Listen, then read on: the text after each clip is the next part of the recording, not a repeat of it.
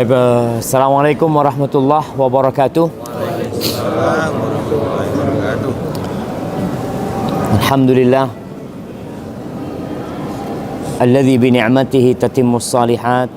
Segala puji bagi Allah Jalla Jalaluh yang karena nikmatnya kebaikan-kebaikan menjadi sempurna. Kita bisa sholat subuh di sini. Kalau nggak salah ada saudara kita yang mungkin absen, ya. Ada 2 orang yang kurang sehat. Di antara sekian banyak umat Islam, kita dikasih sehat, kita bisa sampai ke tempat ini. Kita tahu sekarang kondisi dunia sedang bermasalah dengan kesehatan. Jangan lupa tiap hari untuk berdoa, minta kesehatan. Nabi SAW pagi dan petang gak berhenti minta kesehatan. Allahumma inna nas'alukal afiyah fid dunya wal akhirah. Allahumma inni as'alukal afwa wal afiyah. Minta afiat. Afiat itu kesembuhan dari semua permasalahan, semua penyakit. Kadangkala kita hanya berpikir sebab-sebab yang duniawi, tapi lupa berdoa memohon kepada Allah Azza wa Jalla agar diberi kesehatan, diberi afiat. Nabi SAW pernah habis sholat isya malam. Iya, beliau keluar dari rumahnya dalam kondisi basah rambutnya. Para sahabat mengatakan, "Ya Rasulullah, naraka tayyiban nafas." Ya Rasulullah, kami lihat engkau sedang bahagia nih, kata dia. Iya, kata Nabi SAW. Ketika itu para sahabat sedang berdiskusi tentang kekayaan. Orang kalau berdiskusi tentang dunia ini, Masya Allah, mobil, apalagi rumah, tanah, usaha macam-macam lah. Rasulullah SAW mengatakan, la ba'sa bil ghina. Kekayaan itu nggak apa-apa. Kekayaan itu nggak tercela. Limanittaqa, untuk orang yang bertakwa. Soalnya kalau orang bertakwa kaya, duitnya itu manfaat. Berangkat umroh, berangkat ke Aqsa. Tapi kalau orang kaya nggak bertakwa, kira-kira jalan-jalannya kemana? Maka ke tempat-tempat maksiat. Lalu Rasulullah SAW mengatakan, walakinna sihha khairun minal ghina limanittaqa. Akan tetapi kesehatan itu lebih baik daripada kekayaan buat orang yang bertakwa. Ibu-ibu milih dikasih suami duit 1 triliun tapi kena kanker stadium 4. Milih mana? 1 triliun. Suami kasih 1 triliun tapi kanker stadium 4. Nggak ada yang mau. Nggak punya apa-apa, Ustaz, yang penting sehat. Itu nikmat. Makanya Rasul SAW ketika mengatakan tentang dunia dan isinya, ternyata dunia dan isinya cukup dengan 3 hal. Apa kata Nabi SAW? Man asbaha minkum aminan fi sirbihi, mu'afan fi jasadihi, indahu qutu yaumihi, faka'annama hizat lahu dunya bihadafiriha. Barang siapa yang merasa aman, aman nih, nikmat yang pertama, aman di dirinya, di keluarganya aman. Yang kedua, sehat badannya. Yang ketiga, punya yang dia makan hari itu, bukan besok. Nih bapak-bapak insya Allah punya yang dimakan sampai tahun depan. Ini orang hanya punya makanan hari itu saja. Indahu qutu yaumi, apa yang terjadi? Seakan-akan dunia dan isinya milik dia. Subhanallah. Makanya kalau bicara, yang pertama nikmat aman, yang kedua nikmat sehat, baru makan. Ada orang kaya raya aman tapi nggak sehat. Kira-kira apa yang dia makan?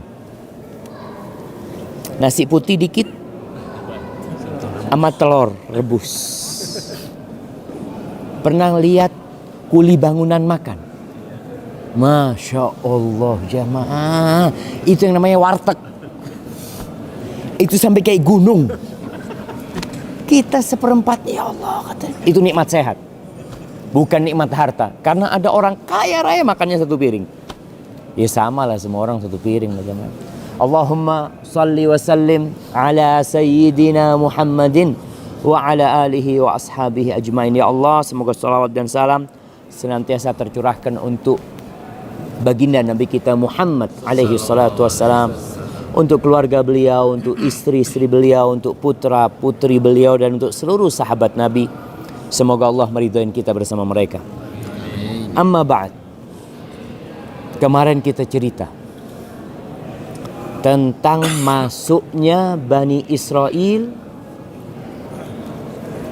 ke Urshalim. Mereka masuk melalui Jericho. Jericho ini nggak dengar. Nah, Jericho ini kota tertua, ya kata mereka lah.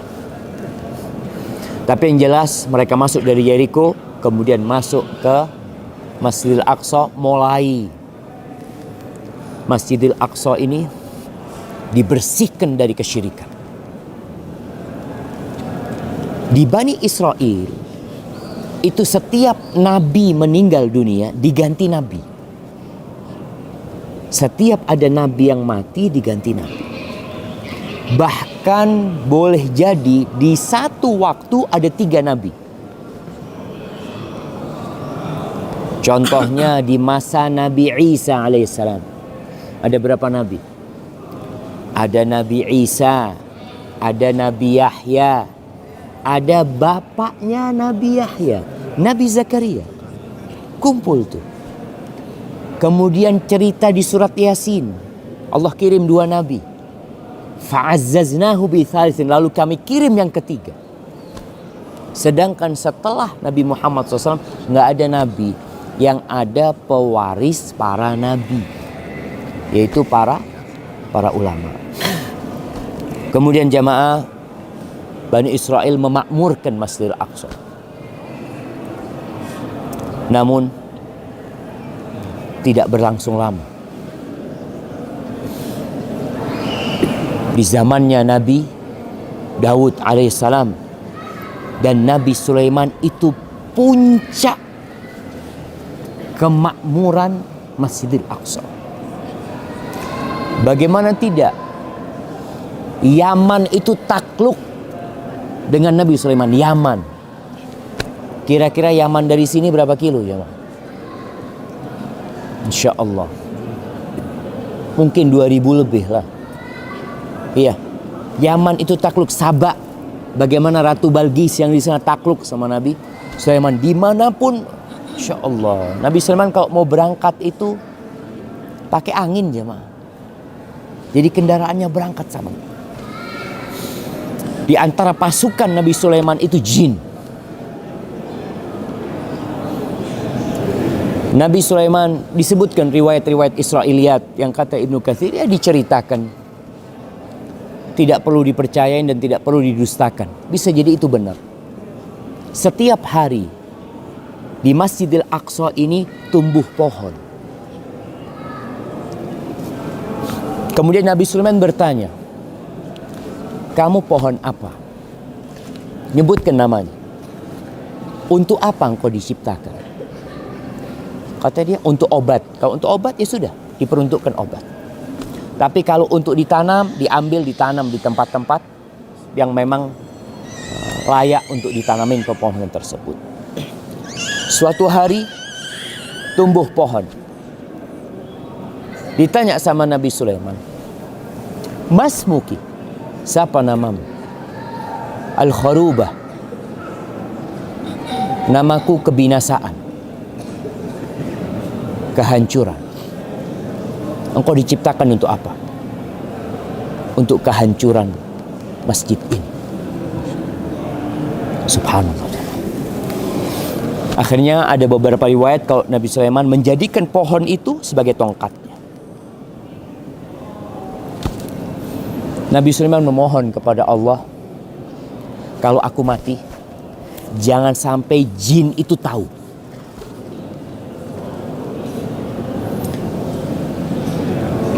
Nah, boleh dikerasin, mati.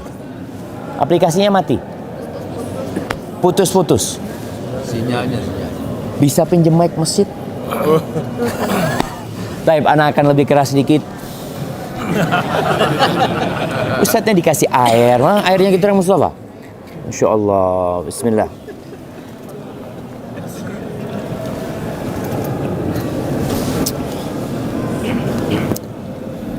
Akhirnya Nabi Sulaiman alaihi salam menjadikan pohon itu jadi tongkat. Ribuan, entah puluhan ribu, entah jutaan yang menjadi pasukan Nabi Sulaiman dari bangsa jin. Dan bangsa jin itu, kalau Nabi Sulaiman sedang beribadah di mihrabnya, biasanya mereka lewat. Mereka tidak pernah melihat Nabi Sulaiman. Karena kalau mereka berani ngelihat Nabi Sulaiman, terbakar. Maka mereka terus lewat. Nabi Sulaiman sudah meninggal dunia. Dalam kondisi beribadah beliau dengan tongkatnya, beliau meninggal dunia. Itu jin lewat gak berani ngelihat. Setahun ternyata. Setelah Nabi Sulaiman jatuh dari tongkatnya, kalau ini cerita diceritakan dalam Al-Quranul Karim. Apa kata Allah? Lau kanu ya'lamunal ghaib. Kalau mereka tahu dengan yang gaib. Jin ini tidak tahu dengan yang gaib. Kalau mereka tahu dengan yang gaib, mereka tidak akan tersiksa selama 1 tahun. Mereka terus bekerja karena takut sama Nabi Sulaiman. Ketika Nabi Sulaiman jatuh dari tongkatnya, mereka baru tahu kalau Nabi Sulaiman alaihissalam sudah meninggal dunia. Berapa lama Nabi Sulaiman meninggal dunia? Disebutkan dalam riwayat itu, jin ini mengambil aradah. Aradah itu apa jemaah? Rayap. Rayap itu diambil, yang makan tongkatnya Nabi Sulaiman diambil, kemudian ditaruh di kayu. Dilihat berapa lama kayu ini habis. Ternyata 1 tahun. Wah, mereka terima kasih kepada rayap ini.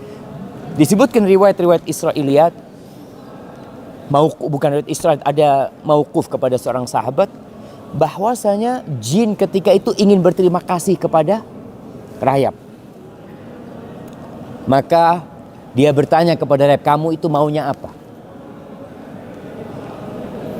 Mereka, kalau engkau mau makanan, kita kasih makanan. Mereka mengatakan rayap ini maunya air sama tanah. Makanya kalau kita lihat di tempat-tempat itu ada tanah. Rayap di tempat yang tidak ada tanah, bisa ada tanah. Disebutkan dalam riwayat tersebut, itu kiriman dari jin. Benar apa enggak? Wallahu a'lam bissawab. Baik, setelah cerita Nabi Sulaiman, anak Nabi Sulaiman bertikai, membagi kerajaan Bani Israel ini. Mereka ribut, saling perang di antara mereka, sehingga mulai ada di antara mereka yang menyembah berhala. Bani Israel ini dari awal sudah ingin nyembah berhala. Kita tahu ceritanya, ketika mereka selamat dari kejaran Fir'aun, melihat orang-orang menyembah berhala, apa kata mereka? Ij'al lana ilahan kama lahum alihah. Bikinkan kami sesembahan seperti mereka. Itu minta Bani Israel. Akhirul kalam, ketika terjadi kerusakan, ada nabi yang diutus oleh Allah di Bani Israel ini, namanya Urmia. Disebutkan itu namanya Urmia. Ibnu Katsir menyebutkan hal itu. Dia mengatakan kepada kaumnya, kalian bertakwalah kepada Allah. Kalian tinggalkan kemaksiatan. Ketika kalian terus berbuat kemaksiatan, Mungkin kalian masih terpedaya dengan nenek moyang kalian, yang Allah berikan kejayaan kepada mereka, yang Allah berikan kemenangan kepada mereka. Mereka diberikan semua itu karena ketaatan mereka kepada Allah Azza wa Jalla. Urmiyah itu naik di atas batu, jemaah. Batu yang ada di bawah Qubbatus Sakhra itu. Banu Israel kumpul di Masjidil Aqsa, dia sampaikan itu, tapi mereka tidak mau mengindahkan hal itu.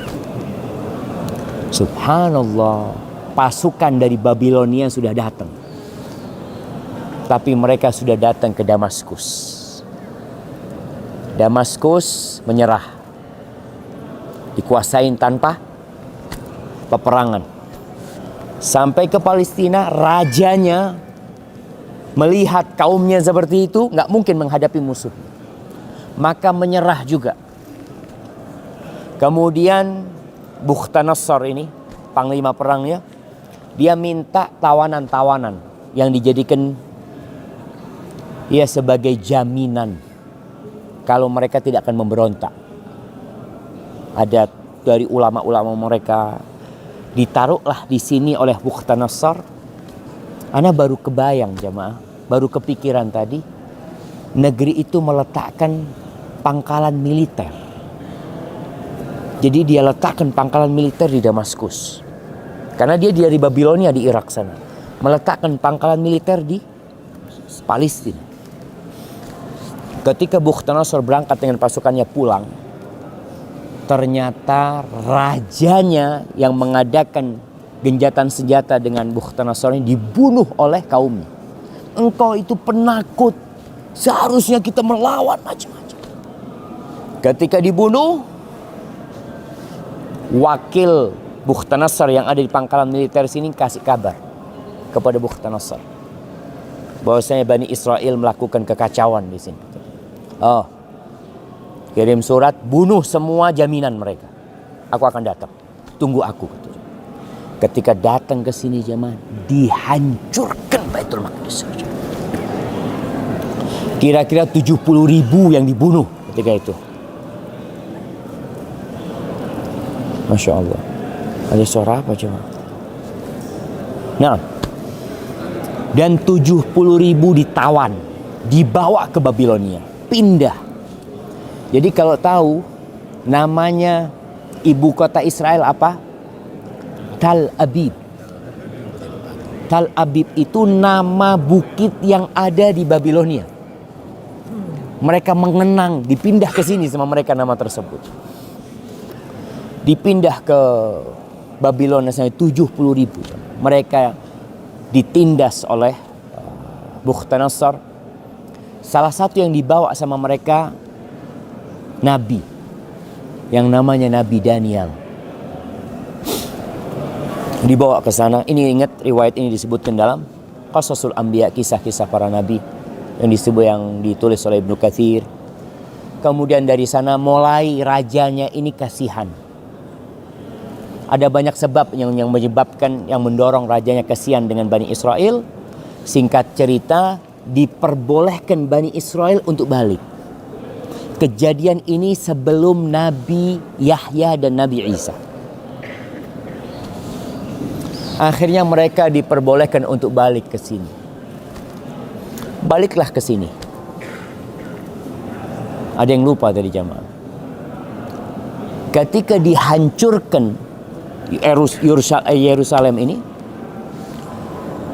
Bukhtanasar melihat ada satu orang yang dipenjara. Dia lihat, kenapa engkau dipenjara? Apa pelaku kriminal? Kata dia, yang dipenjara itu adalah Urmiyah, nabinya yang dipenjara. Dia cerita, aku sudah mewanti-wanti mereka agar mereka taat kepada Allah Azza wa Jalla, tapi mereka tidak mendengarkan aku, kata dia. Akhirnya sama Bukhtanasar dibiarkan Nabi ini. Tidak dibawa ke Babilonia. Negeri ini hancur. Urmiyah mengatakan kepada orang-orang sepuh, orang-orang tua, orang-orang lemah yang ada di Yerusalem untuk memakmurkan kembali, untuk tetap tinggal di sini.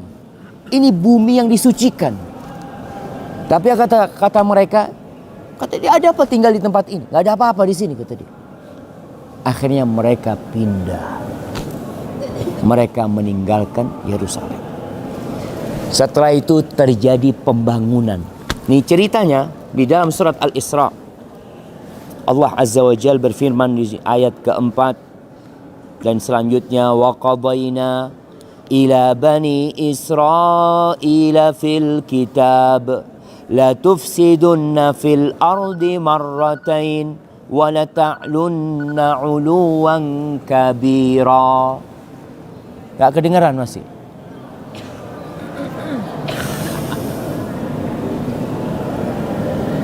Apa solusinya? Dulu belum ada mikrofon. Kadangkala Imam Ahmad kalau isi kajian yang hadir itu 5.000. Bagaimana jamaah suara itu bisa tersampaikan ke 5.000 orang? Ada yang ngulangi. Jadi setiap berapa meter? Nyambung. Iya, iya memang kalau enggak gimana 5.000 orang akan dengar? Yang kedua, di antara yang menyebabkan suara itu bisa sampai dengan jumlah yang banyak itu mihrab. Antum tahu mihrab itu? Mihrab itu memantulkan suara. Kemudian kubah-kubah. Kalau ke Masjid Nabawi akan melihat kubah-kubah kecil. Ada banyak kubah-kubah kecil di masjid lama ya. Di daerah Raudhah sana, itu kubahnya kecil-kecil aja. Ternyata itu salah satu sarana untuk memantulkan suara. Siapa yang mau jadi pemindah suara Ustaz? Ana minum lagi jamaah. Oh ini apa? Enggak. Haga kata? Hagi? Enggak di apa? Bukan dikunci. Dia akhirnya telepon lagi, akhirnya nggak connect. Enggak, kalau ada yang telepon nggak connect jamaah. Soalnya bukan telepon WhatsApp. Iya, pakai WhatsApp bisa nyambung. Nah, tunggu jamaah, ini ada yang Taib ana matikan. Pakai wifi. Pakai wifi-nya. Tidak bisa dimatiin. Telepon bisa di airplane, wifi. Di airplane. Tunggu sebentar jamaah.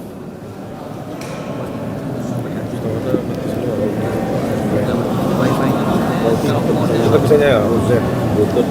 Masih hidup? Assalamualaikum. Assalamualaikum.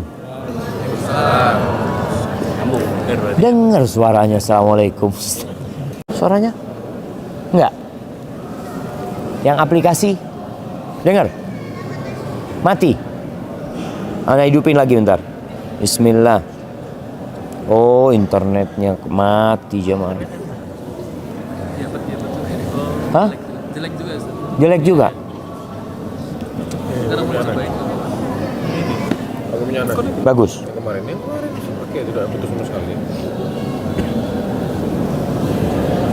Sudah. Masih mati sebentar. Oke. Ini Udah Ustaz sudah nyambung. Ustaz sudah punya ya. Enggak mati. terus direkam aja.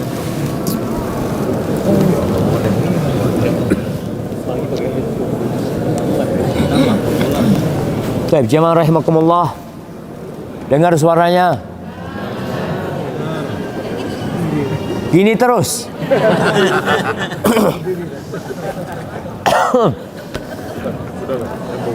Baik. Coba aplikasinya dilihat. Nyambung? Allah Azza wa Jalla, kata Allah, kami telah menetapkan kepada Bani Israel bahwa kalian akan membuat kerusakan di bumi ini 2 kali. Dan benar-benar akan melakukan tindakan-tindakan yang merusak, biadab, Nabi dibunuh sama mereka. Itu dilakukan oleh Bani Israel.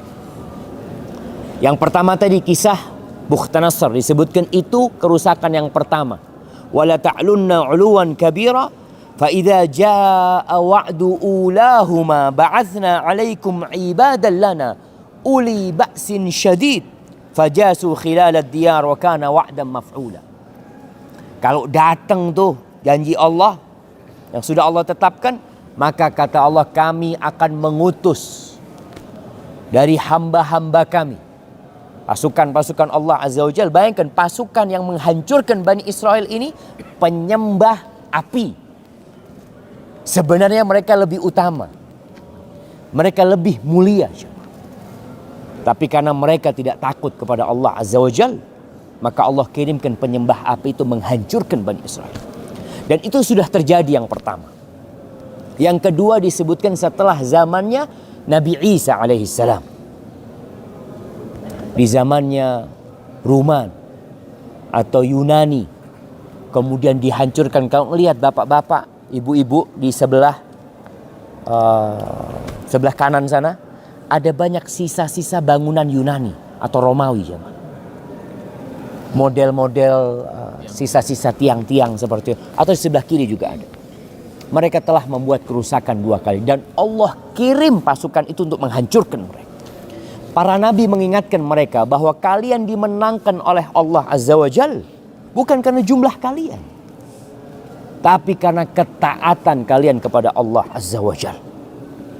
Ketika mereka tidak taat, bayangkan Nabi Yahya, kepalanya itu disembelih, dihadiahkan kepada seorang pelacur.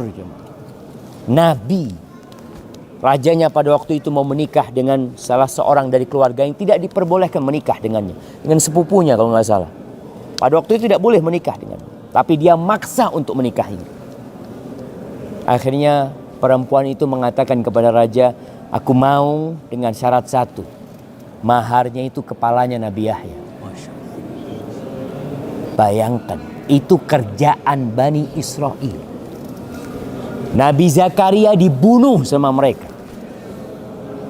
Anaknya dibunuh, bapaknya dibunuh, alaihimussalam. Nabi Isa mau dibunuh sama mereka.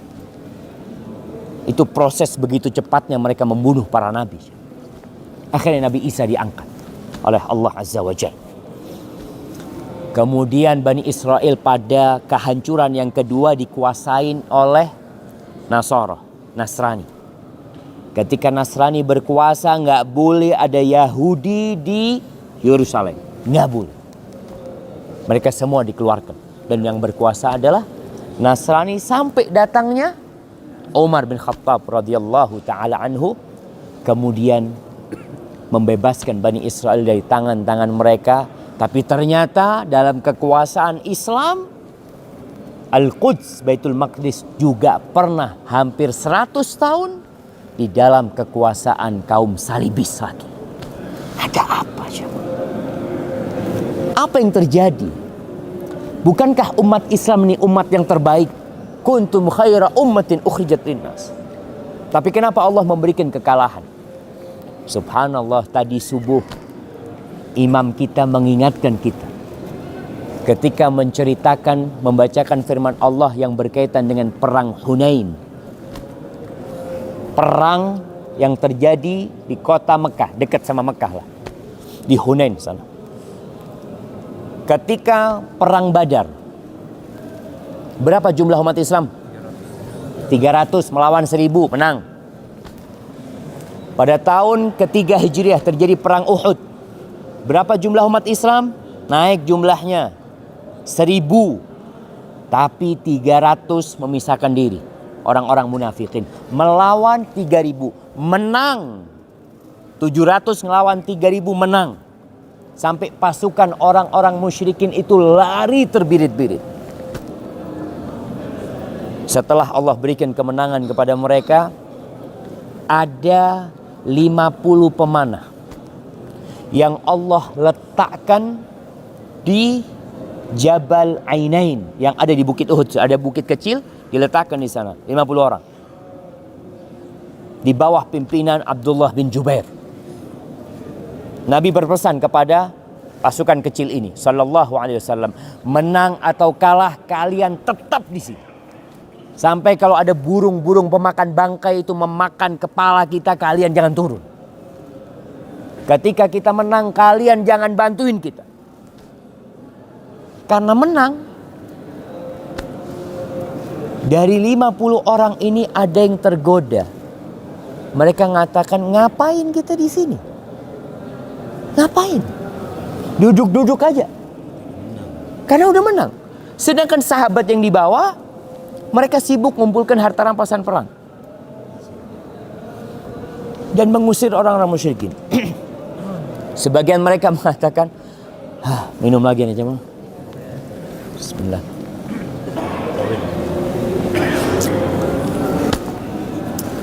Akhirnya dari 50 orang ini, kira-kira yang turun 35 orang. Abdullah bin Jubair mengatakan, ingat wasiat Rasul sallallahu alaihi wasallam, menang kalah tetap di sini. Mereka berijtihad. Allah mengatakan, minkum man yuridud dunya wa minkum man yuridul akhirah thumma sarafakum anha. Ada yang ingin dunia di antara kalian, ada. Dan ada yang ingin akhirat. Akhirnya kemenangan itu hilang menjadi kekalahan. Gara-gara satu perintah dilanggar, habis. Perang Khandaq 3.000 melawan 10.000. Menang apa kalah? Menang. Apakah mereka menang karena jumlah mereka? Karena persenjataan mereka? Karena Allah Azza wa Jalla yang mengirimkan pasukan angin yang memporak-porandakan orang-orang musyrikin. Baik, kemudian tahun ke-8 Hijriah terjadi penaklukan kota Mekah. Itu Rasulullah SAW membawa 10.000 jemaah pasukan datang ke kota Mekah. Selesai menaklukkan kota Mekah, mereka berangkat menuju ke Hunain.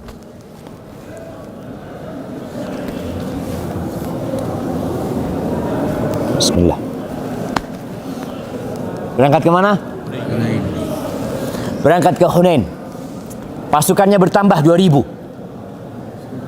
Karena ada orang-orang Mekah yang ikut bersama mereka yang masuk Islam. Mereka dengan jumlah yang besar, dalam sejarah itu jumlah terbesar pasukan umat Islam pada waktu penaklukan kota Mekah. Apa kata mereka? Lan nughlab min qillah. Kita nggak mungkin dikalahkan karena jumlah kita banyak. Kita nggak sedikit sekarang. Zaman dulu perang itu dengan jumlah. Karena senjatanya ya sudah pedang. Nggak mungkin satu orang akan membunuh 10 orang. Dia harus satu persatu. Atau ada panah mungkin yang lebih bisa dengan jarak jauh. Tapi dengan jumlah yang banyak, itu adalah tanda kemenangan buat mereka. Sehingga kalau melihat Inggris itu pernah memerangi KB. Diperangi sama Inggris. Kenapa? Karena ketika jumlah tentaranya sedikit, kalah kita itu.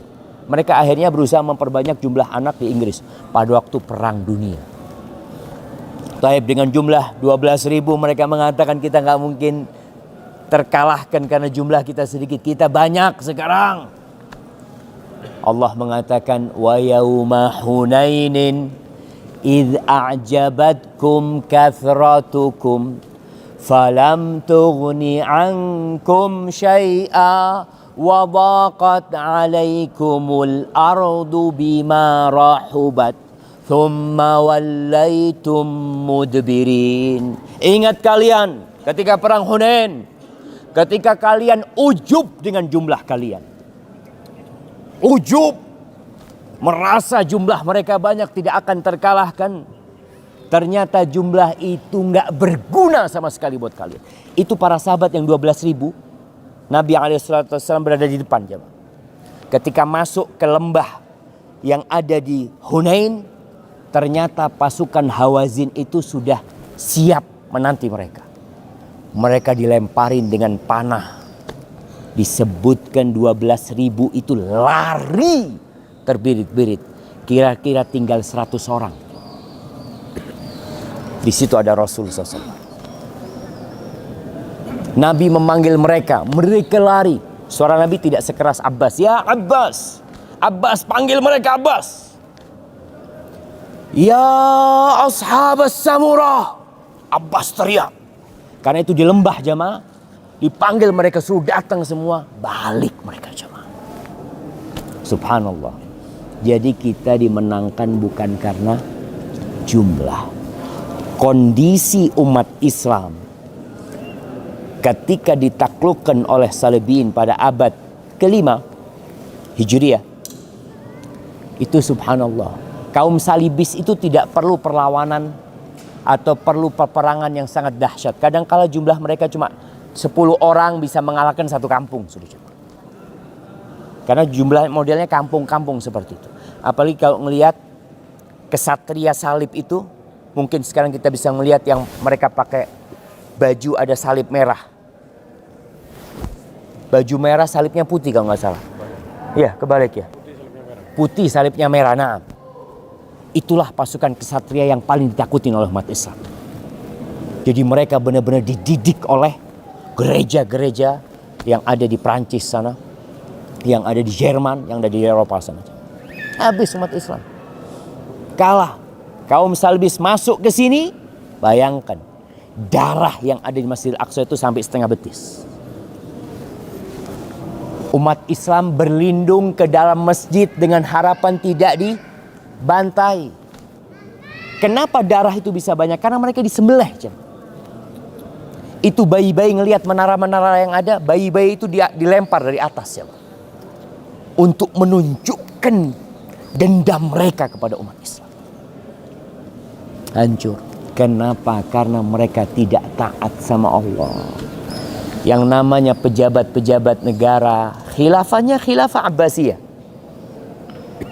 Di mana? Ada di Astagfirullahaladzim. Ada di Baghdad, khilafah Abbasiyah.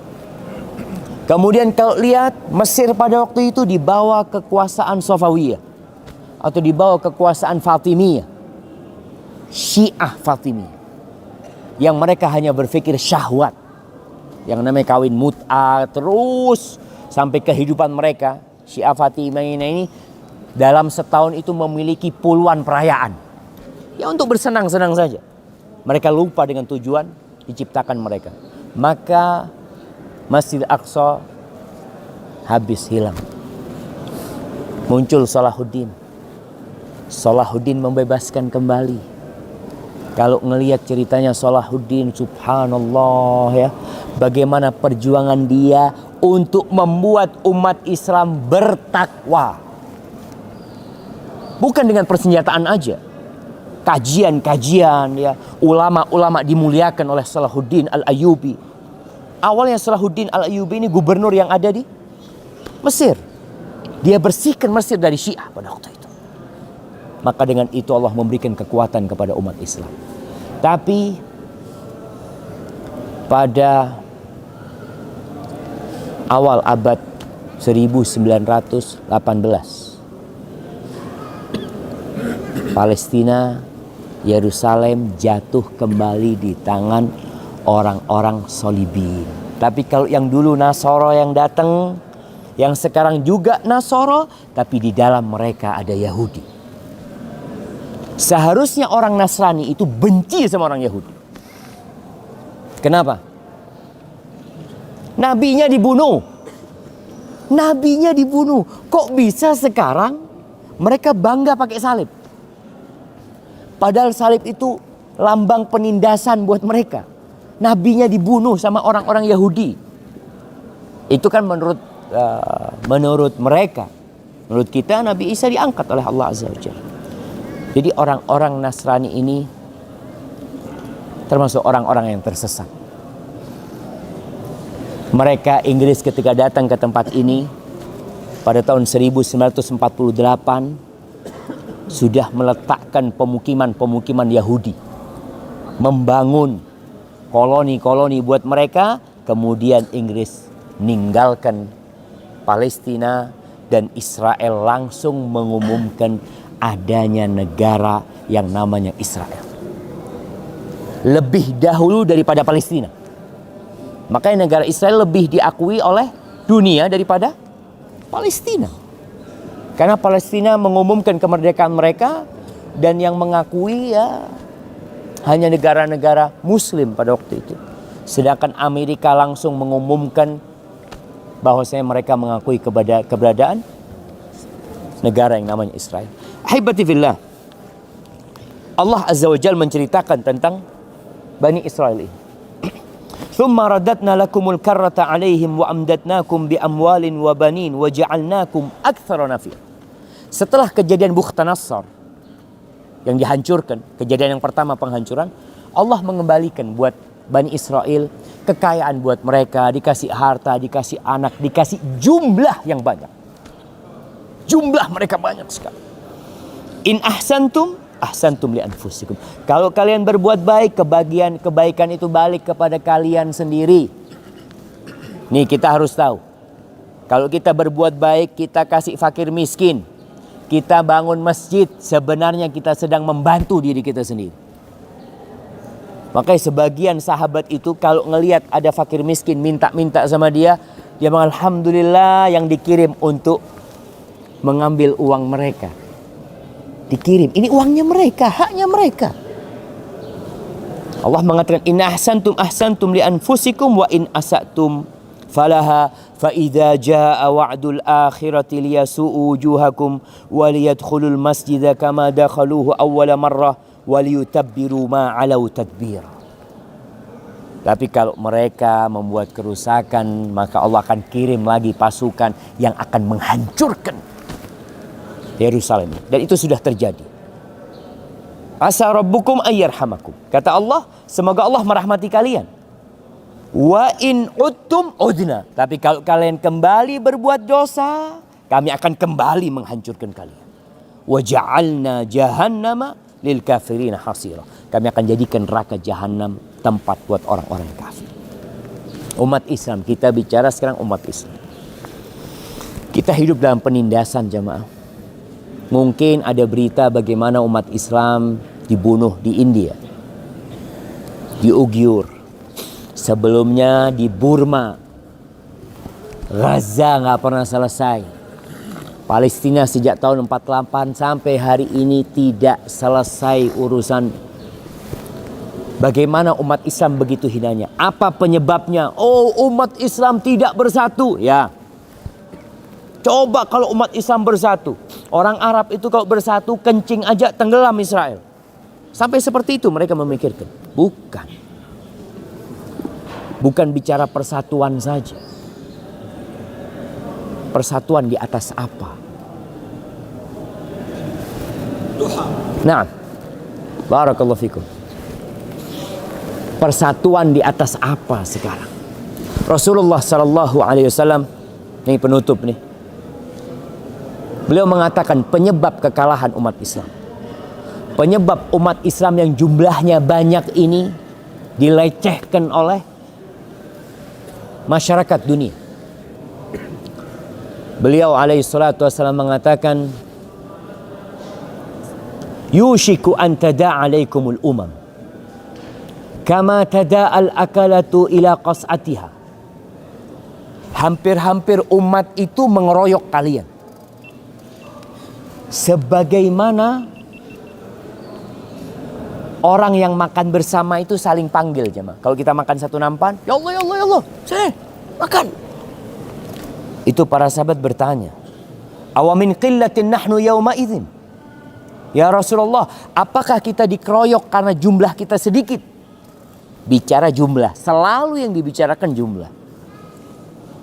Apakah kita dikeroyok karena jumlah kita sedikit? Memang kalau bicara logika, nggak mungkin orang 10 dikeroyok 3 orang.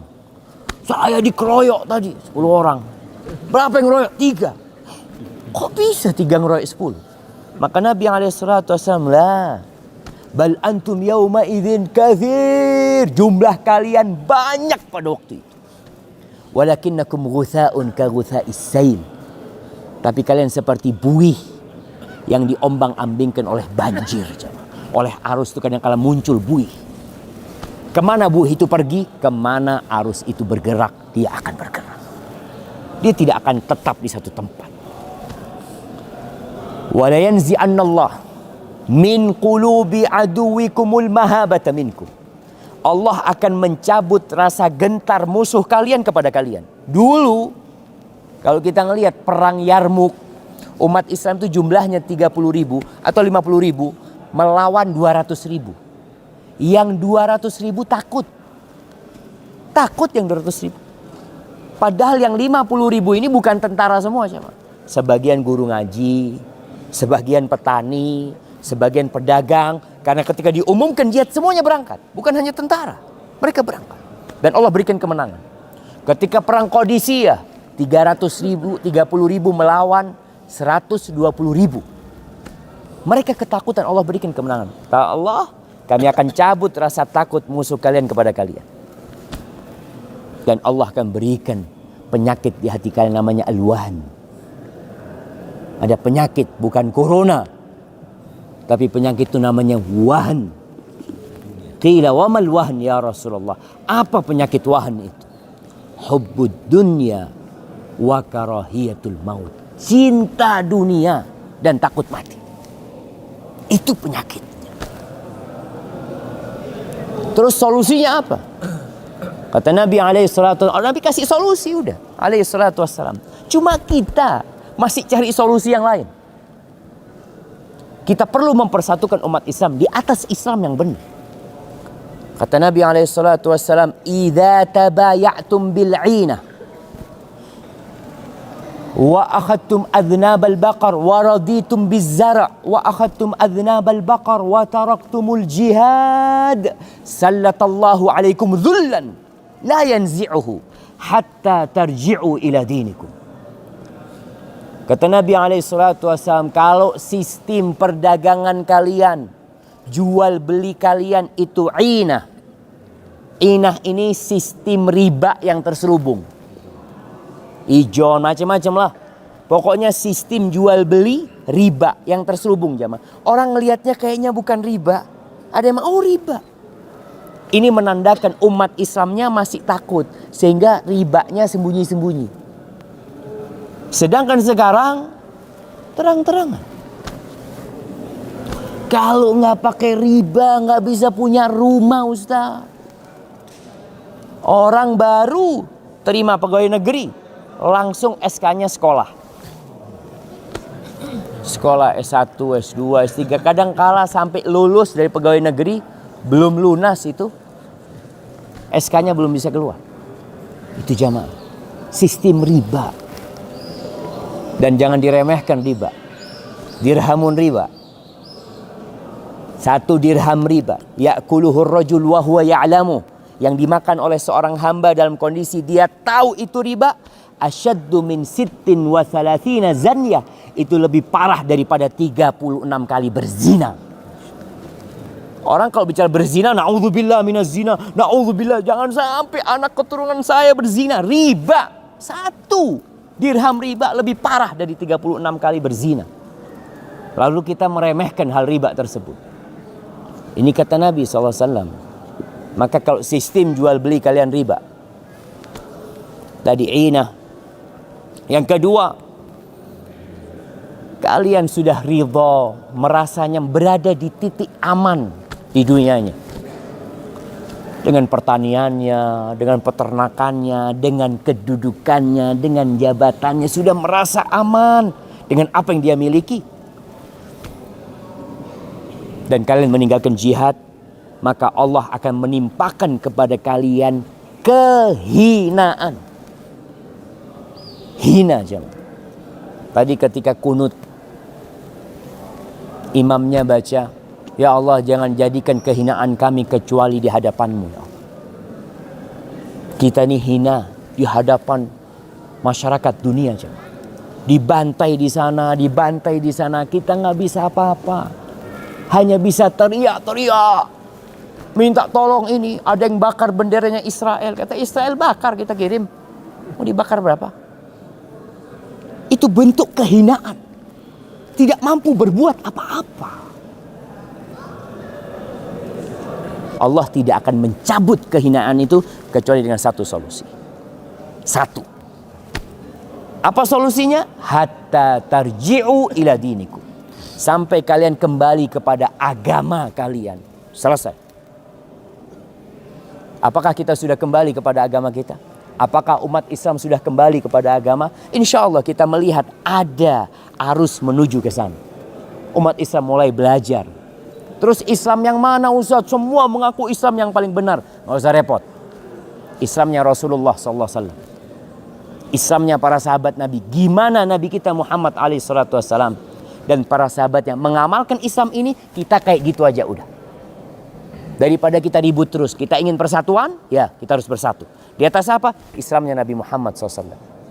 Allah mengatakan, fa in amanu bimithli ma amantum bihi faqad ihtadaw. Kalau orang-orang itu beriman seperti berimannya kalian, siapa kalian pada waktu ayat ini turun?